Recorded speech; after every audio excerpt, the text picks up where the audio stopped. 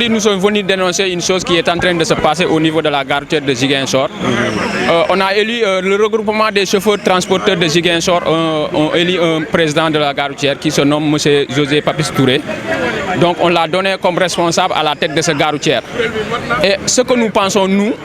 étant des membres de cette gare routière, il y a des décisions que M. le Président peut prendre sans pour autant consulter qui que ce soit pour le bien-être de la gare routière. Mais il y a des décisions dont on ne peut pas prendre, venir exécuter sans pour autant demander d'autres, c'est-à-dire expliquer, poser le problème, parler avec les autres qui sont là, les membres, même s'ils ne sont pas de la majorité, de leur gouvernance, mais leur expliquer, leur dire tel projet, on a tel projet pour la gare routière. On voit que nous sommes dans l'ère de la numérisation, chose qui est bonne. On n'exclut pas, on ne dit pas que ce projet n'est pas bon, ce projet est très bon. Mais ce que nous déplorons est que, avant de faire quelconque projet, il faut expliquer, il faut inclure tous les acteurs qui sont là, leur parler, leur expliquer. On a tel projet pour le bien-être de la gare routière, on a ce projet pour le bien-être des chauffeurs et des passagers. Telle chose, on veut faire telle chose. On part ensemble, on explique ensemble, on échange ensemble pour essayer de voir tout ce qui est bon ensemble. Mais si on exclut d'autres parties et venir dérouler, exécuter une chose dont on ne sait pas ce qui est dedans, nous on voit que cette chose-là n'est pas une chose qui est normale pour la gestion de la gare routière. Et ce que nous venons déplorer concernant cette situation. C'est quoi? Bon, cette chose dont nous parlons, c'est la digitalisation dont il dit, la digitalisation de cette gare routière. Ils veulent informatiser la vente des tickets des clients. On ne dit pas que ce n'est pas bon. Mais il faut parler aux gens, il faut échanger avec les gens. Si une personne n'est pas inclue dans la gestion de la gare routière, d'accord, c'est leur gouvernance. Ils peuvent parler, ils peuvent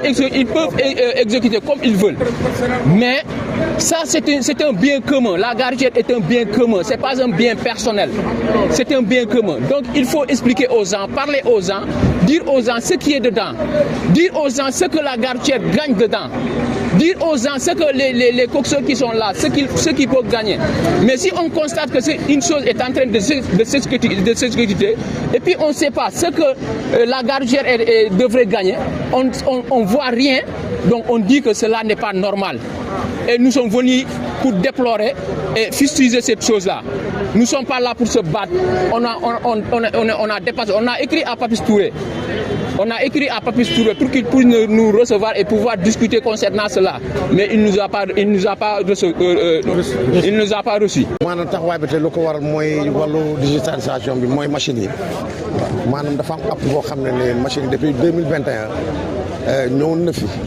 mu am ci ay coow lool loo xam ne si diggante le président parce que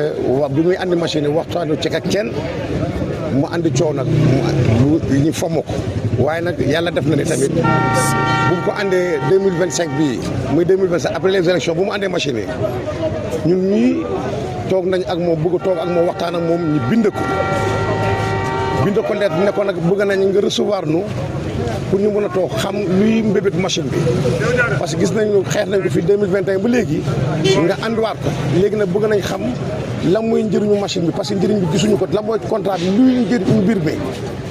loolu waral nag tey ñu woote ci waxtaan ak yéen pour xamal leen ne tey ñu bind autorité yi xamal leen ne ñu machine yi ñun ànduñu tey ànduñu ci ëllëg. lan genre machine la.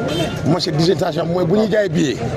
machine yi ñuy jaay billet nag dafa am noo xam ne noonu la ko jaay autorité yi dafa ne machine yi njëriñam mooy dañuy sécuriser transport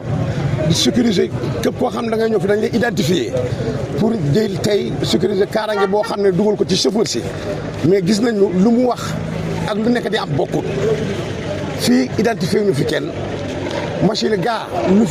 yuraloo mooy à l'heure actuelle fii bu ñuy wax ak yéen machine dafa taral suñu liggéey da ngay dem bu jee bi bu tàngee mu taxaw boo xëyee bu ñu nee jaay bi 1700 mu andi la 2400 ñu mujjee ko rectifier problème la ñuy andi te identifier ñu kenn te dañu ne ci kaw loolu machine yi pour bu ñuy fay dañu doon jël xaalis chauffeur chômeur boo xam ne ñun chauffeur yi ñoo yëkkati seen alal jokk ko Papis loolu la jël du ko dagg ak xaalis coxeur yi di ci fay borom machine bi te contrat bi bu mu koy tëgg ak waa ji new fi à l'heure actuelle waa ji new fi booy borom contrat bi new fii mais moom continuer na andiwaat machine yi ak ay ñoñoom sans suñu consentement tant waxtaan ci ak ñun moo tax na tey ñi alerté dina nit ñi loolu métti na métti boo xam ne tey ci chauffeur si gisuñu ci seen bopp. am na koo xam ne mooy trésorier gare routière bi am na koo xam ne tey am na koo moom mooy encaissé bon de sortie kon gare routière bi ñetti poste la ñetti kees la am yoo xam ne ni franchement kenn xamul xaalis boobu fu muy dugg kon nag suñu alal duñ ko joxe te xamuñu fan la nekk bu ñu joxee bés ñu ñëw ba ci bés ba bañ koy woo dans le vide dañ koy woo dans le vide te mënuñoo dalal nangu ñoo dalal comme dalal ñu nag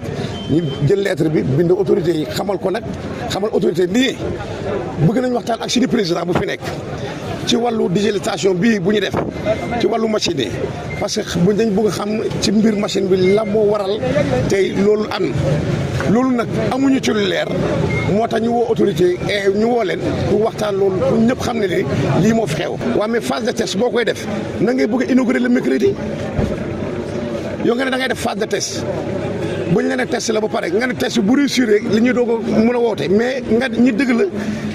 ni nga joxe ay invitation ni mercredi bu ñëw le 11 da nga bëgg a inaugurer machine yi ñun nag loolu duñ ci ànd comme da ngay bëgg a inaugurer machine dañuy xam ne autorités yi inauguration bi ñeen ànduñu ci. parce que mënuñu fi toog ba nga inauguré machine ba pare ñuy ñëw toog ci di ko bañ bu boobaa autorité dañuy ne bu ñu ñëw inauguré fa ngeen nekkoon kon nag balaa muy inauguré na inauguré loo xam ne keesu gare routière yi ci xaalis garage lañ ko defee xaalis chauffeur si lañ ko defaree box yi ngay gis nii ci xaalis chauffeur si lañ ko defar du borom machine bi de ñoom seen ordinateur lañu andi ak seen appareil loolu rek lañ fi andi kenn nag loolu bëgguñu ko bëgg nañ xam but bi fu mu nekk maanaam njëriñu machine bi lañ gisut njëriñu machine bi lañu gisul maanaam tey gestion bi tey côté social gare routière bi fonctionné wul normal gis nga supposons gare routière yi ndaw yëpp yu nekk ci Sénégal 90% moo xam ne taaraaf bii sax lu mu dee sax weer koor a ngi taxaw jox nañu 2 kilos suukar fii sax xorom koor mosu ñu la ko jox 15 ans de pouvoir Papis Touré mosu fay joxe suukar koor chauffeur yaa ngi ni taxaw mosu koo joxe suukar koor amul yéene sax pour yëkkati chauffeur bu liggéeyul ne tey li nga yokk ko sa kër. loolu obligation. mais gare routière loolu lay doxee social lay doxee bu ñu leen gestion gare routière social lay doxee moo tax yéen a xaay duñ ko laaj tey ñun ñaa ngi fee bon de sortie ñu ngi participer kaay ma dajale la sa xaalis forcé amul fenn mais nag tey Papis dañ ko élire démocratiquement ñoo ko fal loolu dëgg la waaye nag moomuñu tey nag amul sañ-sañ doxal lu ko ne am na loo xam ne nag yoon mee na ko mais am na yoo xam ne daf yoon da ko mais pour ñu waxtaan ci ak ñun ay ñoñoom la ñu te loolu dañ ci war a waxtaan loolu dañ gisuñu ko kooku sóor buy xëy di liggéey di bay jabaram di fanaan ci mbedd ngi xëy dagg xaalisam xool li ma la wax rek kooku sóor yaa ngi jooy mais sañ ñu ko wax fenn parce que buñ fi waxee tey suba dañ leen di sanctionné dañ leen di génnee dañ leen di doon leen sëddu moo tax tey am na ñoo xam ne tey war nañ taxaw ci taxawaay bi mais dañoo ragal a taxaw parce que une fois bu ñu leen gisee ci photo yi rek wala ñu gis leen ci caméra yi rek dañ leen ne kon yaa ngi taxaw foofu suba doo sëddu arme boobu lay jël te ngay fayee ko mais yow na nga mën a yóbbee ñaar téeméer sa kër ci borom kër nga xëy 5 heures du matin mu tëdd këram nga fanaan si tali 5 heures du matin ngay xëy ngay ñëw sédd ay 2000 francs da ko yóbbu sa kër loolu tam dafa métti chauffeur chauffeur boo xam ne liggéeyul ñun ñoo jël seen xaalis jox ko chauffeur chauffeur bi kooku solidarité la entre chauffeur ngay jël xaalis kooku di ko dagg di fay borom machine bi pour lan na déedéet na arrêté machine yi processus machine bi na ko arrêté ko parce que du yóbbu suñu xaalis xamuñ fu ñu jot fu mu nekk kon nag machine yi na ko arrêté jàmm am waaw wala soit ñu taxawal suñu oto yi waaw machine yi moom bu taxawul dañuy taxawal suñu oto yi bu waa ñu xool dañuy def